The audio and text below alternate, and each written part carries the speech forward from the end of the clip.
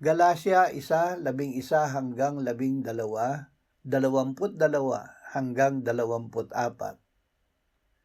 Nais kong malaman ninyo mga kapatid na ang ebanghelyo na aking ipinangaral ay hindi ayon sa tao, sapagkat hindi ko ito tinanggap mula sa tao o itinuro man sa akin, kundi sa pamamagitan ng pahayag ni Hesukristo. Hindi pa ako mukhaang nakikilala sa mga iglesia ng Judea kay Kristo.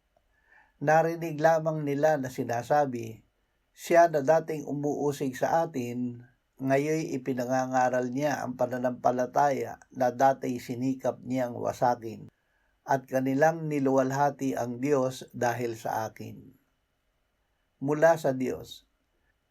Ang ebanghelyo na ipinangaral ni Pablo ay ebanghelyo ng Diyos tungkol kay Hesukristo na kanyang anak, na nagkatawang tao at ipinahayag na anak ng Diyos na may kapangyarihan ayon sa Espiritu ng kabanalan sa pamamagitan ng pagkabuhay mula sa mga patay.